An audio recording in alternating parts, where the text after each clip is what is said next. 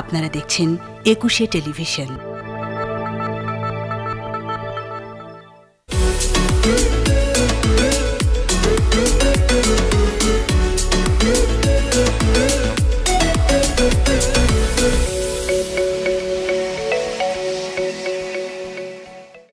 Thank you for being with us. Thank you for being with Nazim Joy. RFL Plastic presents with Nazim Joy শোতে আপনাদের welcome করছি। So who is with Nazim Joy? আমার অত্যন্ত প্রিয়, আমার অত্যন্ত ভালো লাগার ভালোবাসার মানুষ, শুধু আমার না, বাংলাদেশের সবার প্রিয় তারকা, প্রিয় গায়িকা ফাহমিদা নবী আপা। আপা কেমন আছেন? খুবই ভালো। আপনার মুখোমুখি কে বসে আছেন, আপনি কি তাকে দেখতে পাচ্ছেন? হ্যাঁ, দেখতে পাচ্ছি। আমি পরিচয় করে দিচ্ছি, রাফি হোসেন ভাই, ডেইলি স্টারের উনি এডিটর একটি অংশের। সো উনি আমার সাথে আগেও এসেছিলেন, আজকে আবার ওনাকে পেয়ে আমি অনেক খুশি, কারণ ওনার মতো দক্ষ জার্নালিস্ট যখন পাশে থাকেন তখন আমার অনেক সাহস হয় প্রশ্ন করবার। তো আমারও ভালো লাগছে রাফি ভাইকে পেয়ে, এক্স্যাক্টলি তোকে পেয়ে। থ্যাংক ইউ ভেরি মাচ আপা। সো আমি যদি ফাহমিদা আপাকে জিজ্ঞেস করি যে ফাহমিদা আপা, একজন ফাহমিদা নবীকে গান দিয়ে চিনতে চাই, একটি গান শুনে বলতে চাই তিনি একজন ফাহমিদা নবী, সেই গানটি যদি আপনার কাছে জিজ্ঞেস করা হয় কোন গান, আপনি সেই গানটি গেয়ে একটু শোনাবেন?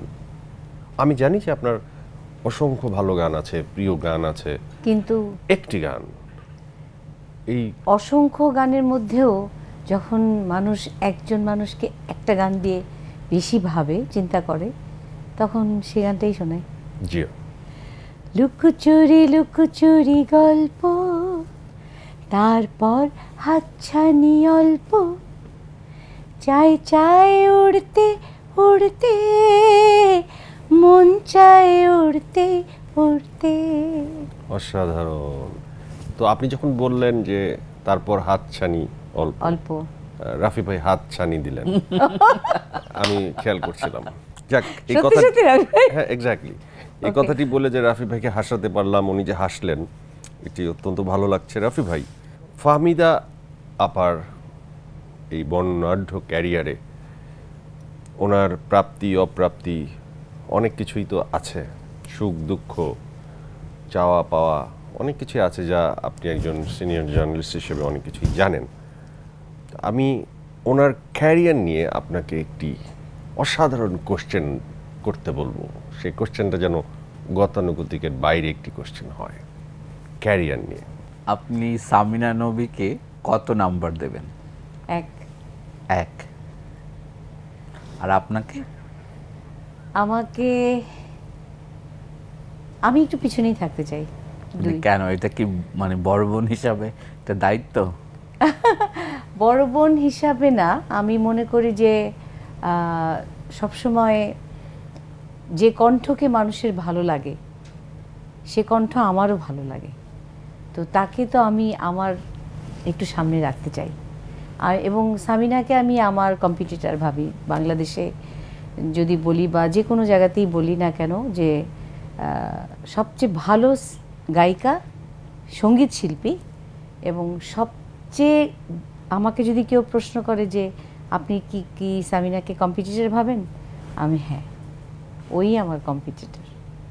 তো সেই জন্য যার কণ্ঠ আমার এত প্রিয় তাকে তো এক নম্বরে রাখতেই হবে। এটা আপনি প্রফেশনাল জায়গা থেকে বললেন, কিন্তু আপনার কি মনে হয় যে তাতে করে আপনার পারিবারিক কোনো একটা দূরত্বের তৈরি হয়েছে কখনো? না, কারণ আমি সুমাই বলি, মানে সুমার কণ্ঠ আসলেই, যে গানটাই গায়, আম্মা একটা কথা বলে যে তোমরা যেভাবে গান করবে, একটা পচা গানকে ভালো করার দায়িত্ব তোমার, তুমি যদি প্রকৃত শিল্পী হও। তো সেই জায়গাটায় আমার মনে হয় সামিনার কণ্ঠ থেকে যে গানটাই এখন পর্যন্ত, ওর 40 বছরের ক্যারিয়ার, আমারও 40 বছরের ক্যারিয়ার, তো সেইখানে আমি একটা গানকে আমি পাইনি যেটাতে ক্রস চিহ্ন দেব, বাহ, পাইনি। তো এর মধ্যে কোন গানটা আপনার মনে হয়েছে যে সামিনার এই গানটা যদি আমি গাইতে পারতাম? একদম মনের কথা বলছে। আমার একটা গান খুব ভাল লাগে সুমার, ওই গানটা হচ্ছে ভালোবেসে ভুল ছিল যত, ভালোবেসে ভুল ছিল যত, তোমাকে ততখানি ভুলে যাওয়া হলো না আমার। দুঃখের পথে পথে ভেবেছি ভুলবো তোমাকে, ভেবেছি পথের মাঝে এ ব্যথা স্মৃতির দিন হারিয়ে যাবে, দুঃখের পথে পথে। বাহ, অসাধারণ। আপা, শুরুটা হয়েছিল গানের কত বছর বয়সে? সবচেয়ে একটা সত্যি কথা বলি, আমি কোনো দিন ভাবিনি যে গান ছাড়া আমি কিছু করব। তাই শুরুটা যে আমার কবে আমি একদম বলতে পারবো শৈশব না। থেকেই গানের হ্যাঁ, চর্চা ছিল। গানের জন্য আমি একদম পাগল। সুমা হারমোনিয়াম বাজাতো, আমি গান গাইতাম। 78-এ চতুরঙ্গ অনুষ্ঠান, আব্দুল্লাহ আবু সাইদ স্যার আমার প্রিয় মানুষ, আমি তাকে ফলো করি। তো অসাধারণ একজন ব্যক্তিত্ব। হ্যাঁ, আমি ওনার প্রোগ্রামে প্রথম আমি লাকি চাচা, লাকি আকান্দের সুর এবং কাউসার আহমেদ চৌধুরী কাউসার মামা ওনার লেখায় একটা না বেদনার গান গাইলাম। মনে আছে গানটা? হ্যাঁ, বলেন না একটু গান। এই অন্ধকারায় বসে দিন চলে যায় তোমায় ভেবে ভেবে, এই বন্ধ খাঁচায় বসে দিন কেটে যায় তোমাকে ভালোবেসে। বাহ। ফাহমিদা আপা, আপনার পোশাক এবং আপনার সাজসজ্জার প্রতি আমি একটু খেয়াল করছিলাম। অত্যন্ত ডিসেন্ট, আপনি সুন্দর একটি শাড়ি পরেছেন, অতিরিক্ত কোথাও কোনো মেকআপ করেননি, হাতে বা কানে কোথাও কোনো অতিরিক্ত গহনার বাহুল্যতা নেই। কিন্তু অনেক গেস্টকেই আমরা দেখি যে প্রচুর সাজগোজ করে আসে। আপনি এই যে সিম্পল থাকেন, এইটার কারণ কি, বা এটাতে আপনি কি আরাম পান, বা এটার মেসেজটা কি দিবেন? একটা সত্যি কথা বলে আজকে মনের একটা কথা, জি, আমি যখন রেকর্ডিংয়ে যাই আমি আরও খারাপ অবস্থায় যাই, মানে মাথায় তেল দিয়ে আমার খুব আরাম করে রিল্যাক্স ভাবে যাই। আর যেটা আমি জানি না এটা সিম্পল বা কি বলবো, আমার এই পোশাকটাই আমার ভালো লাগে, যে যেটার সাথে যেটা যাবে। এক্স্যাক্টলি, কারণ এই পোশাকটির সাথে একটি আরামের ব্যাপার আছে, হ্যাঁ, একটি স্বস্তির ব্যাপার আছে। হ্যাঁ, কমফোর্টেবল। আমি কথা বলবো, আমার একটা ঘরোয়া একটা আমার যেখানে যে আমার ঘরোয়া ব্যাপারটা আমার ভালো লাগে। তো আমি মনে করলাম অতিরিক্ত সাজলে আমাকে কেমন জানি লাগবে, ঠিক আমি মনে আমার হবে না। কাছে এই সিম্পল সাজের মেয়ে দেখতে অনেক ভালো লাগে, আমার চোখের স্বস্তি হয়। রাফি ভাইয়ের কেমন লাগে? ডেফিনেটলি আমারও ভালো লাগে। এবং ফাহমিদা নবীর যেটা বলবো যে ও খুব শুধু মানে পোশাকে আশাকে না, আমি বলবো যে ওর লিভিং, ওর জীবনযাপনও অনেক সুন্দর, খুব পরিপাটি এবং নান্দনিক। আমরা আপনার কাছে আরও অসাধারণ অসাধারণ প্রশ্ন করব এবং উত্তর জানবো। অনেক তথ্যবহুল একটি অনুষ্ঠানের দিকে আগাবো, তবে এর আগে উইথ নাজিম জয় শোতে ছোট্ট একটা ব্রেকের পর আবার ফিরে আসছি।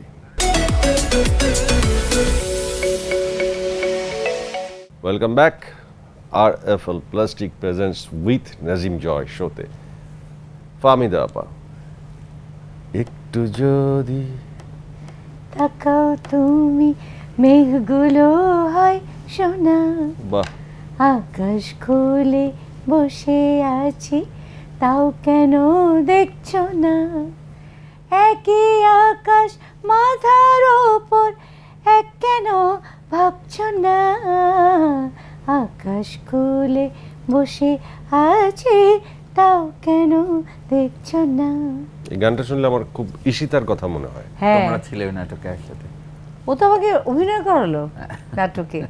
সেই নাটকটিতে আমি কি রে, কি ঈশিতা আর করতে আমি হবে? অভিনয় করেছিলাম এবং সাথে আপনি ছিলেন গেস্ট অ্যাপিয়ারেন্স। হ্যাঁ, এবং ওদের হাজবেন্ড ওয়াইফের গন্ডগোল, ওদের মিল করাবো আমি। তো ওই গানটা দিয়ে তারপরে একই ছাদের নিচে থাকে। আসলে মানুষের জীবন কিন্তু তাই, আমরা সবাই একই ছাদের নিচে আছি, কিন্তু সম্পর্কগুলো না সুন্দরভাবে আমরা সাজাতে পারি না।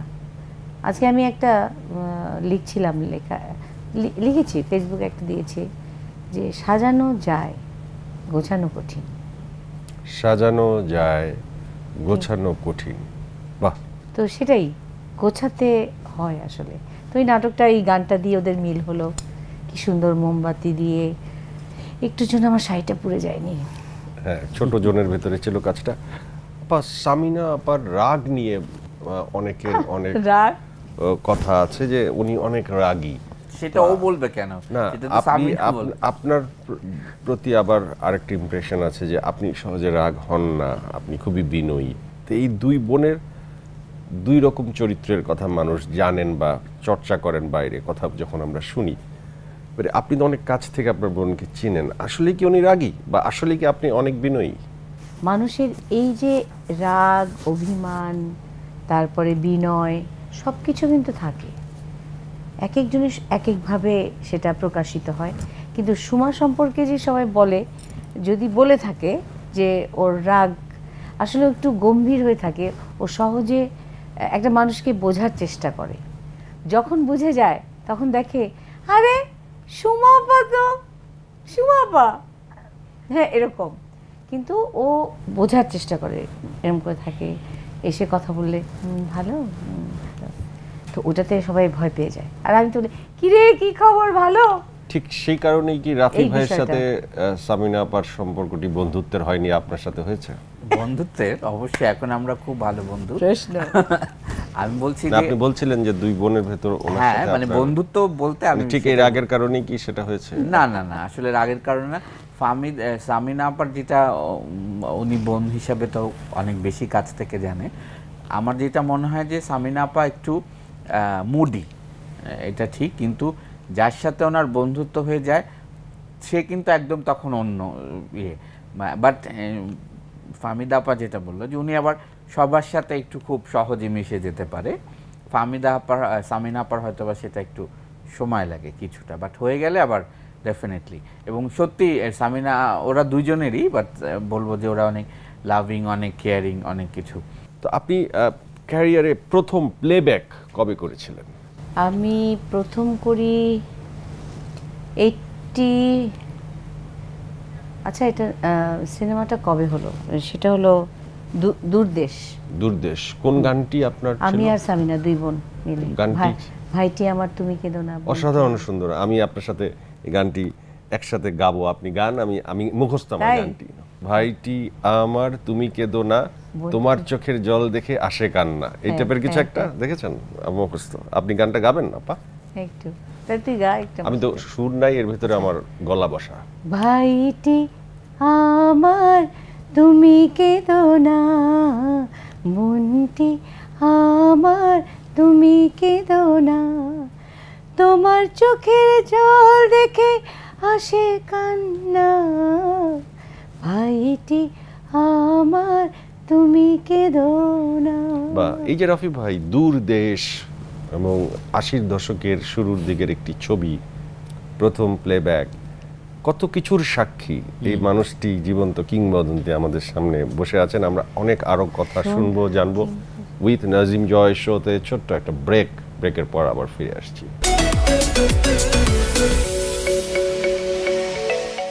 Welcome back, RFL plastic presents with Nazim Joy শোতে। সো আপনি তো শুরু করেছিলেন 83 সালে প্লেব্যাক, দুই বোন একসাথে। জাতীয় পুরস্কার কয়টি পেয়েছেন? না না, জাতীয় পুরস্কার কয়টি না, একটি পেয়েছি। সেটা হলো 2007-এ। আপনি সেই 80-র দশকের শুরুতে শুরু করেছিলেন এবং আপনি পুরস্কার পেলেন জাতীয় 2007-এ। 2007-এ, হ্যাঁ। এবং সেটি কোন ছবির জন্য?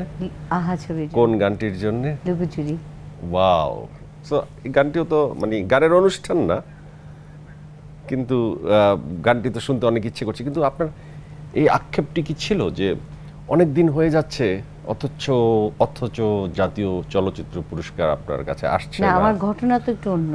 কি ঘটনা সেটা? ঘটনাটা হলো আমি অনেক বছর গান করিনি, মানে গান করতাম এই অঙ্গনে আমি প্রায় এক যুগের আমার একটা গ্যাপ আছে। আচ্ছা। সেই গ্যাপটাতে আমি এমনিতে ছবির গানও খুব কম করেছি। ইন্ডাস্ট্রির লোকজন তখন একটা জিনিস করেছিল, সেটা হলো এক পরিবার থেকে দুই বোনের আসার কোনো প্রয়োজন নাই, এই পলিটিক্সটা করলো। এবং আমাদের দুই বোনকে নিয়ে অনেক পলিটিক্স হতো, তো সেই পলিটিক্সের শিকার আমরা।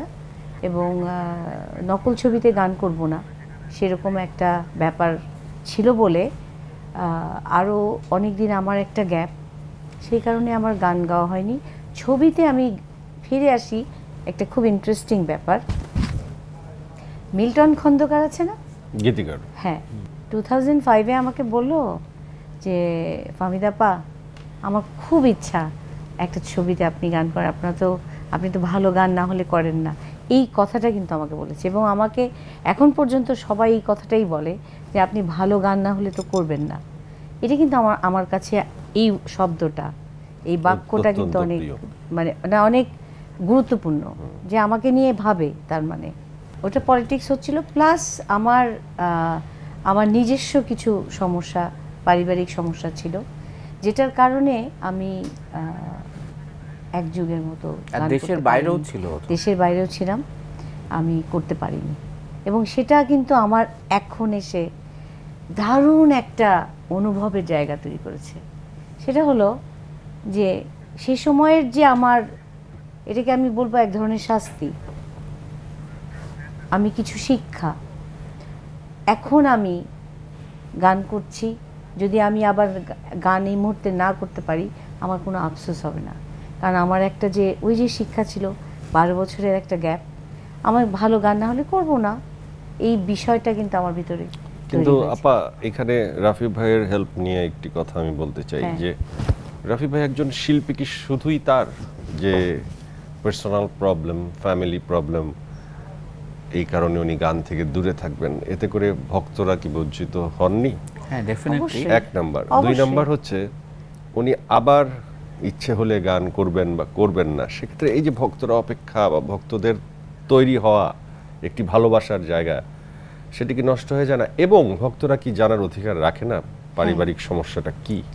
সবকিছুই ভক্তদের জানার অধিকার আছে, কারণ একজন শিল্পী কিন্তু মানুষের কাছের হয়ে যায়, তখন তাকে তার জীবন যাপন কিন্তু মানুষ ফলো করে। আমি মনে করি যে আমার অনেক দায়িত্ব সেই জায়গাটা থেকে। আমি প্রথমত আমি আমার বাবার মেয়ে, দ্বিতীয়ত আমি সামিনা অন্তরা পঞ্চমের বড় বোন, তৃতীয়ত আমি দর্শক শ্রোতার কাছে এমন একটা জায়গায় আছি, আমি হাসলে ওরা হাসে, আমি কাঁদলে ওরা কাঁদে, আমি খুব কাছের, আমি সেটা নষ্ট করতে চাই না। তো এই 12 বছরের যে গ্যাপটা, সেটা শুধু যে পারিবারিক সমস্যা ছিল সেটা নয়, আমি নকল গান করব না, আমার কিছু অভিমান ছিল আমার বাবার মতো।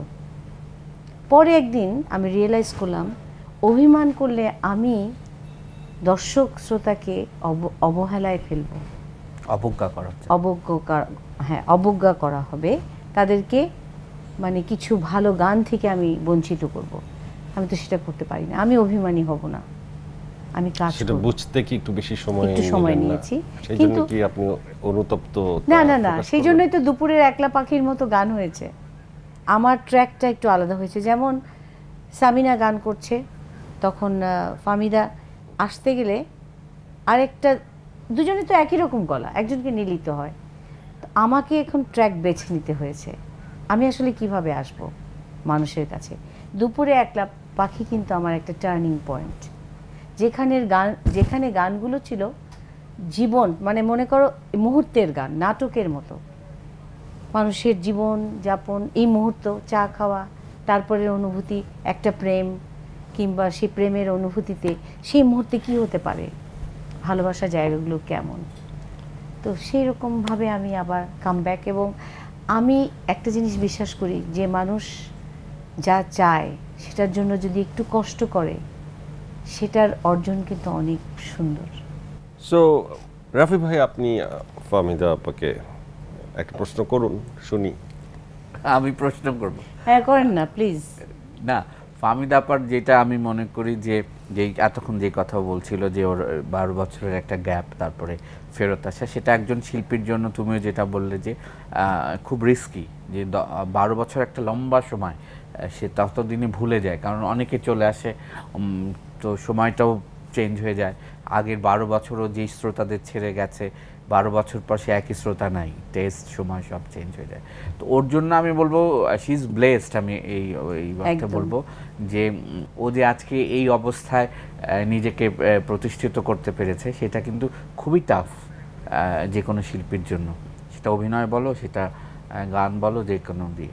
সো আমি সেটা বলবো যে একটা তো হচ্ছে শুধু ওর শ্রোতারা ওকে ভালোবাসে বলেই, এবং ও সেটা প্রুফ করেছে যে ও ভালো গায় এবং দর্শকপ্রিয় ও হতে পেরেছে, সেটা ও প্রমাণ করেছে। এবং ওর একটা আলাদা শ্রোতা আছে কিন্তু, যেটা যে আমরা যদি মেলোডি প্রধান গানের কথা বলি, সেটা আমাদের এখানে যেই শিল্পীগুলো আছে ওদের দুইজনকে খুব আলাদা করে ভাবা যায়। এবং লাকি আকান যেই সুন্দর সুন্দর অসাধারণ গান তৈরি করেছে, ওদেরকে দিয়ে প্রচুর গান করিয়েছে। হ্যাঁ, আমাদের আমি তো সবচেয়ে বেশি লাকি চাচার গান, তারপরে নকিব খানের গান, আমার প্রথম অ্যালবাম কিন্তু নকিব খানের সুরে, খুব সুন্দর সুন্দর গান ছিল। তারপরে বাপ্পা, নিপো, তমাল, আমি ইয়াং জেনারেশনের সাথে অনেক বেশি কাজ করেছি আমার কামব্যাকের পরে, এবং ওদের গান দিয়ে এবং কিন্তু সেটাও একটি কারণ হতে পারে আপনার তাড়াতাড়ি রিকভার হওয়ার, মানে যেহেতু আপনি একটি গ্যাপ দিয়ে এসেছেন ইয়াং না, জেনারেশন। গানগুলা খুবই ক্লাসিক্যাল গান, ইয়াং তখন ওরা, আমি ওদের সাথে আমি মার্চ করছি এবং বিউটিফুল গান হচ্ছে। কারণ আমরা একটা আমি খুব টিম ওয়ার্কে বিশ্বাসী, আমি খুব স্ট্রাগল করতে পছন্দ করি, এবং আমি যদি কোনো একটা কাজ করে একটা প্রজেক্ট, আমি ডেইলি স্টারের একটা প্রজেক্টে, আমরা প্রথম প্রজেক্টটা যে রাফি ভাইয়ের জীবনের জয়গান, সেটাতে কিন্তু পুরো প্রজেক্টে আমি কাজ করেছি। না, অনেকগুলোতেই করেছেন। না মানে আমি বলছি, মানে পুরো বাংলাদেশ ঘুরেছিলাম, এবং আমরা খুব টিম ওয়ার্কটা ভালো ছিল। তো আজকে আমাদের খুব তাজিনের কথা মনে হচ্ছে, তাজিনও ছিল আমাদের সাথে, তাজিন আমাদের সাথে ছিল। আহা, রাফি ভাই তাজিন আপার কথা মনে করিয়ে দিলেন, উনি আমাদের একজন সহশিল্পী, এবং আসলে ওনার কথা মনে হলে একটু আবেগ আপ্লুত হয়ে যায়, কারণ আমার জীবনের প্রথম নায়িকা উনি ছিলেন। তাই? এক্স্যাক্টলি। আচ্ছা। এবং ওনার প্রতি এই অনুষ্ঠানে ওনাকে স্মরণ করছি, উনি যেন বেহেশত পায় আল্লাহর কাছে, সেই দাবি চাচ্ছি। তো আপনার কাছে কিছু গুরুত্বপূর্ণ কোশ্চেন আছে, সেই কোশ্চেনগুলো করতে চাই, দর্শককে জানাতে চাই। তবে তার আগে ছোট্ট একটা ব্রেক নিতে চাই উইথ নাজিম জয় শোতে, ছোট্ট একটা ব্রেক।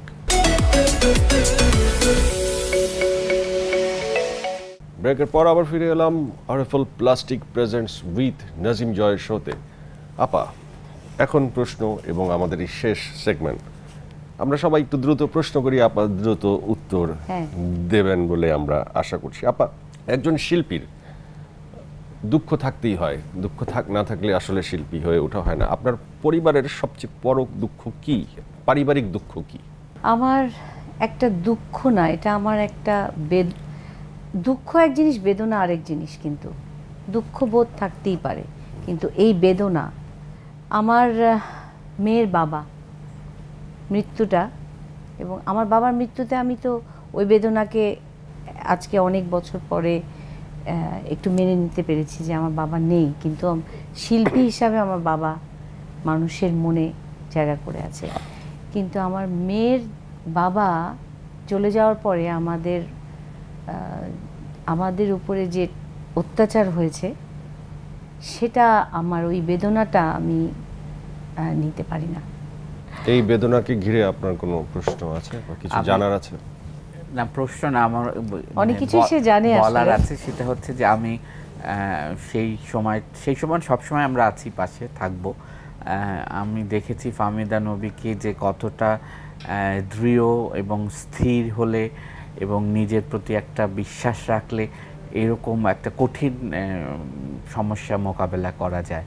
এবং ও কিন্তু অসম্ভব সাহসী ইন সেন্সে যে ওই পরিস্থিতি যদি আমার জীবনে ঘটতো, আমি যদি ওর জায়গায় থাকতাম, আমার মনে হয় না আমি মানে এইভাবে সুন্দরভাবে এটা ট্যাকল করতে পারতাম। এখনও এটা শেষ হয়ে গেছে তা না, মানে হয়তো বা অনেকটা সহজ হয়েছে না যায় না, কিন্তু ও কিন্তু আসলে লড়াই করে যাচ্ছে প্রতিনিয়ত। ইন্ডাস্ট্রির সবচেয়ে খারাপ দিক যা আপনাকে বেদনা দেয়? ইন্ডাস্ট্রিতে অনেক কিছুই হয় যেটা আমাকে মনে হয় যে এটা না হলে আরও অনেক আমরা এগিয়ে যাব, কারণ আমি সবসময় পজিটিভ বিষয়ে ভাবতে ভালোবাসি, দেখতে ভালোবাসি। সেটা হলো যে আমরা যদি একটু যে দক্ষতার জায়গাটার দিকে বেশি তাকাই, সম্পর্কের চেয়ে দক্ষতার দিকে তাকাই, তাহলে মনে হয় আমরা অনেক বেশি কাজ করতে পারবো। সম্পর্ক দিয়ে বেশি কাজ হয়, দক্ষতার চেয়ে সম্পর্কের মূল্যায়ন বেশি হয়, এই কথাগুলো আমরা শুনে আসছি। একজন জার্নালিস্ট হিসেবে আপনার কাছে এটার ব্যাখ্যা চাই। এখন হয় কি যে একটা জিনিস হচ্ছে জনপ্রিয়তার মাপকাঠিতে হয়তোবা অনেকে বারবার আসে, সেটা অনেকের কাছে হয়তোবা ঈর্ষার কারণ হয়ে যায়, মনে করে ও যেটা বলল যে মেধার ভিত্তিতে হয়তোবা তার একটু উপস্থিতিটা অনেক সময় কম হয়, কিন্তু জনপ্রিয়তাকেও তুমি অস্বীকার করতে পারবা না। এখন তুমি এখন বলতে পারো যে তার মানে আপনি কি বলতে চান আমি জনপ্রিয় না? সেটা এখন কখনো কখনো এটা খুব আপেক্ষিক হয়ে যায়, সেটার মাপকাঠি নির্ণয় করা কঠিন হয়ে যায়। সেই ক্ষেত্রে কখনো কখনো তোমার হয়তোবা মনে হতে পারে যে কেউ হয়তোবা পক্ষপাতিত্ব করছে, কিন্তু আমরা বলবো যে আমাদের হাউস বা আমরা আসলে করি না। আমি কিন্তু সেটা তো একটা একদমই সম্পূর্ণ একটা পত্রিকার কথা বলা হচ্ছে, আমি পত্রিকা নিয়ে বলছি না। আমি আসলে কে কাকে কতটা হাইলাইটেড করলো সেটা না, আমার কথা হচ্ছে আমি খুব টিমওয়ার্কে বিশ্বাস করি। সেই জায়গাটা থেকে আমার মেধা তো আছেই, প্লাস দক্ষতা এবং অভিজ্ঞতা এবং সাধনা। কারণ আমাদের সংস্কৃতি চর্চা, নাটক হোক, গান হোক, সব কিছুর জন্য একটা শিক্ষা দরকার। এই অশিক্ষিত অবস্থায় কখনোই কোনো কিছু তৈরি হবে না, ওটা হাওয়ায় উড়ে যাবে। তো এই যেটা উড়ে যাবে, বাতাসের সাথে মিশে যাবে, সে জিনিস করে তো লাভ নেই। তো আমরা দেখি যে রিয়েলিটি শোতে আপনাকে অনেক বিচারক হিসেবে পাওয়া যায়। রিয়েলিটি শোর মাধ্যমে যারা আসে তারা তো এসেই একটা প্ল্যাটফর্ম পেয়ে যায় এবং বড় একটা স্টার হয়ে যায়। তো ওরা আসলে ভবিষ্যতের জন্য কতটুকু নিরাপদ বা ওদের স্থায়িত্ব কতটুকু আপনারা তো বিচার করে আনেন? হ্যাঁ, একটা প্ল্যাটফর্ম তো পেল, এই প্ল্যাটফর্মটাকে ধরে রাখাটা, যেমন আমার বাবা একটা প্ল্যাটফর্ম আমাদের জন্য, তাকে ধরে রাখতে আমাদের কিন্তু প্রতিনিয়ত লড়াই করতে হচ্ছে, স্ট্রাগল করতে হচ্ছে। কোথায় ভুল হয়ে যাচ্ছে, কোথায় ভুল হয়ে যাচ্ছে, এই চিন্তাটা যে মাথায়, এটাও ওদেরকেও সবসময় চিন্তা করতে হবে। আমি আর যেতে চাই না যে ওরা কি নিজেকে ভাবছে, আমি ভাবতে চাই ওরা একটা সময় আসবে যখন ওরা নিজেরাই রিয়েলাইজ করবে আমি আসলে এই কাজটা করলে পারতাম। তো যদি যে করবে সে থেকে টিকে যাবে, আর যে করবে না সে ব্লু স্টার। কিন্তু আপা দেখেন, আপনারা তো অনেক মৌলিক গান করেছেন, কিন্তু এখনকার প্রজন্ম কাভার সং করতে করতেই ব্যস্ত, মৌলিক গান তাদের সেই অর্থে থাকেই না। এটা কি আমি যদি এখন বলি না? শুধু ওদের দোষ দিলে হবে না, টেলিভিশন চ্যানেলগুলোকেও বলতে হবে। টেলিভিশন চ্যানেলে সবসময় বলে একটু কাভার সং করুক হঠাৎ করে নতুন করে, এটা তো ঠিক না। বিটিভিতে সবসময় মৌলিক গান হতো, তখন তো সবাই নতুন ছিল, আমার আব্বারা সবসময় নতুন নতুন গান করতো, আমরা নতুন গান করতাম। চ্যানেলগুলো করুক, এতগুলো চ্যানেল কেন করে না?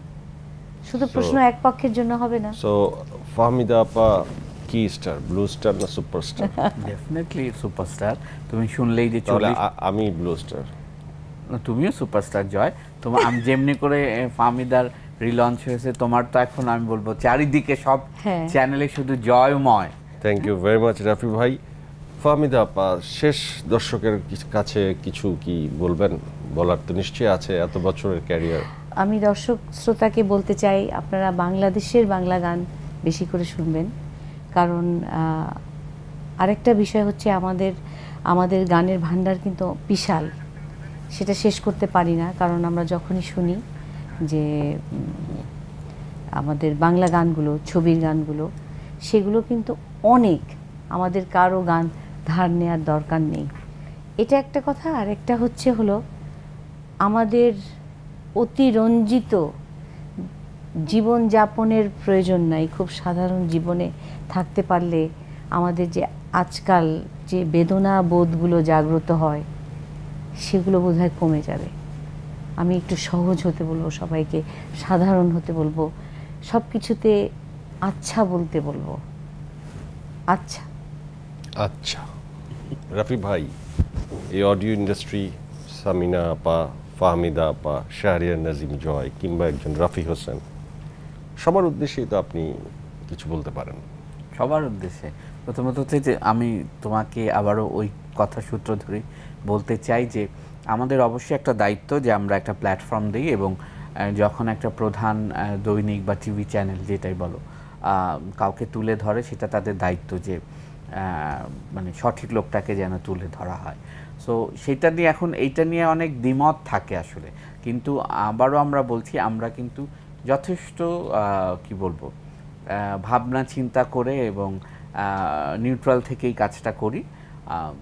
দ্বিমত হতেই পারে, যেটা আমি বারবারই বলছি, তো কিন্তু যেটা আমাদের কথা থেকেও বেরিয়ে আসছে, এটা আমরা সবসময় বিশ্বাস করি যে যার সত্যিকার যারা মেধাবী তারাই টিকে থাকে, না হলে 40 বছর ধরে ওর ক্যারিয়ার হয় না। এবং আজকে তুমি তাকেই দেখছো, তুমি ধরো 40 বছরে হারিয়ে যাওয়ার কথা, তুমিও ধরো, আমি বলবো যে সময় স্রোতে একজনের ইভলভ হতেই পারে নতুন করে। সো একজন নাজিম জয় অভিনয় করতে করতে এখন অ্যাঙ্কর হিসাবে, উপস্থাপক হিসেবে নতুন করে নিজেকে আবিষ্কার করতেই পারে, জনপ্রিয়তার তুঙ্গে যেতেই পারে।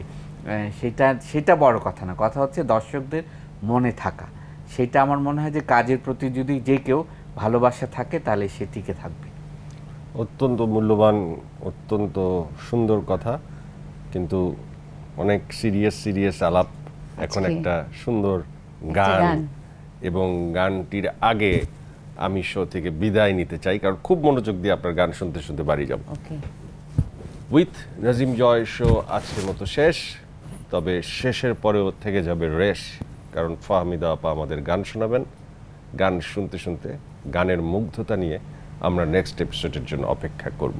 Thank you very much. আমার সুরে এই গানটা শোনাই, ভুল করে ভালোবেসেছি নতুন অ্যালবাম, এখানে একটা গান আছে, মিষ্টি একটা গান, তোর কেমন লাগবে জানি না, নাটকে লাগাতে চাইলে লাগাতে পারিস। কে